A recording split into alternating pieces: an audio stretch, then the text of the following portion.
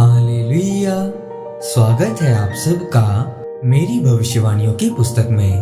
तो आइए हम आज के पवित्र वचन को पढ़ेंगे जो कि परमेश्वर के दास प्रेरित अंकुर यूसुफ नरोला जी के द्वारा लिखा गया है।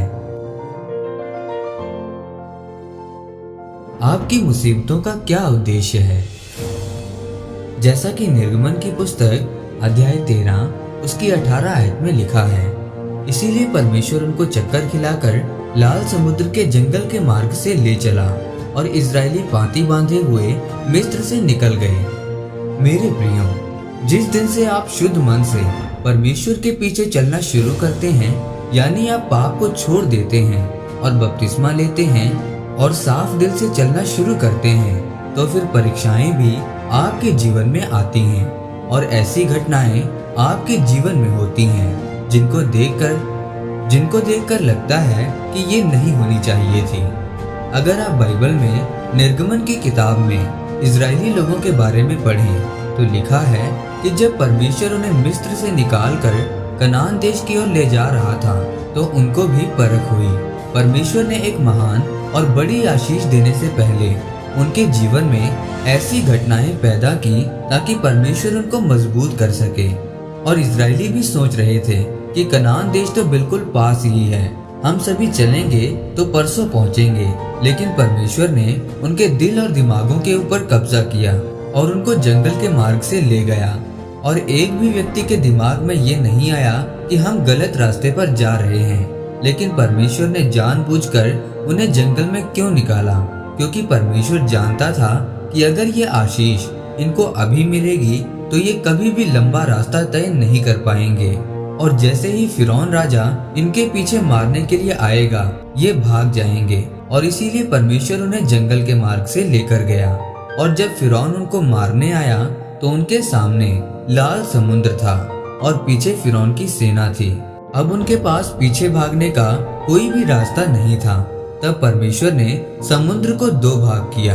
अगर परमेश्वर उनको लंबे रास्ते से ना लेकर जाता तो वो अपने जीवन में पूरी तरह से परमेश्वर की महिमा को नहीं देख पाते।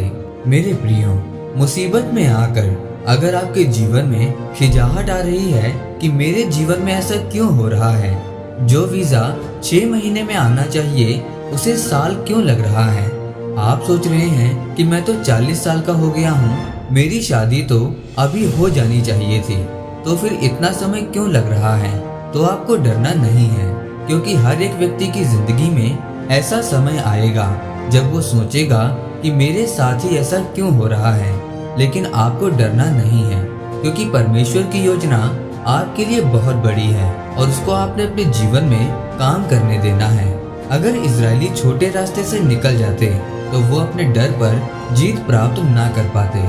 इसीलिए परमेश्वर उन्हें चक्कर खिलाकर लंबे रास्ते से लेकर गया, पर वो खिंचाहट वाला समय था। इसीलिए मेरे प्रियो, कभी भी परमेश्वर से शिकायत मत करो। जब आपके जीवन में ऐसा समय, ऐसी घटनाएं हों कि जब आपको लगे कि परमेश्वर मेरे जीवन में काम नहीं कर रहा है, बल्कि उस समय पर अपनी प्रार्थना वाली जिंदगी को, उपवास और पवित्रता को और बढ़ाना है, ताकि वो आपको उस महान आशीष के लिए मजबूत बना सके जो आपके जीवन में सदा के लिए है, वो कभी खत्म नहीं होगी। आमीन। आइए इस अंगीकार को आप मेरे साथ एक मन होकर करें। सर्वशक्तिमान परमेश्वर, मैं इस वचन के लिए आपका धन्यवाद करता हूँ। पिता परमेश्वर, मैं अंगीकार करता हूँ कि जब मेरे जीवन में खिंचाहट वाला समय आए तब मैं भी तेरे वचनों पर अड़ा और खड़ा रहूंगा, प्रभु यीशु मसीह के नाम में। आमीन। परमेश्वर आप सबको आज के वचन के ऊपर मनन करने के द्वारा आशीषित करे। आमीन।